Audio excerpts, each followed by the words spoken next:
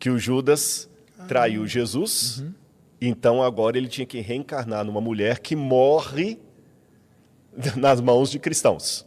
Entendi. Tá certo? Para pagar a traição ali.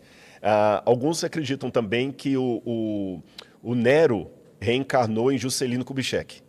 Caramba! Então, como o Nero destruiu uma cidade de Roma, Ele tinha que vir e criar uma. ele tinha que vir e criar uma, e Juscelino constrói Brasília e não pode morar em Brasília. Entendi. É sempre Sabe? assim. É sempre Então, fazendo sempre o assim. contrário do que você fez. Essa é a ideia. Eu conversei com o Henri Cristo. Eu só estou explicando como eles pensam, não que eu penso assim. Eu né? sei. Eu conversei com o Henri Cristo lá em Brasília uma outra vez. Ele tem uma linha mais ou menos de reencarnação. Ele tem. Ele pensa e ele fala assim que um psicopata, por exemplo, ele foi uma fera. Era um animal, era um tigre, era um predador.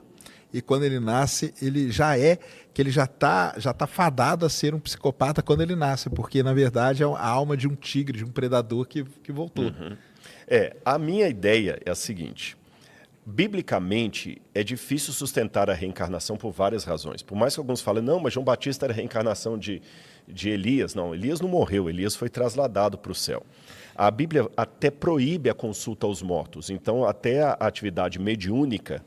Eu estou falando com muito respeito aos espíritas que estão nos assistindo, eu só estou mostrando a minha resposta. A visão bíblica de salvação não é algo que eu possa fazer para pagar uma culpa passada. Entendi. Que quem pagou a culpa por todos numa morte expiatória foi Jesus na cruz do Calvário. Se eu puder pagar o meu pecado numa nova vida, então não precisava Jesus ter morrido na cruz do Calvário, sem contar alguns problemas. Todo mundo tem pecados. Tem problemas a resolver. Até Chico Xavier tinha problema. Aí o que acontece? Você vai ter que ficar vindo eternamente, sempre reencarnando, porque sempre vai ter alguma coisinha para pagar. Não, mas é que tem algumas penas que já prescreveram e que você já não precisa mais voltar por elas. Então, acredito que o Chico Xavier ele já está num plano que ele não precisa mais reencarnar. Né? Bom, pode ser, mas biblicamente falando, a noção de alma não é uma entidade que vive fora do corpo e vai para outro corpo. Não.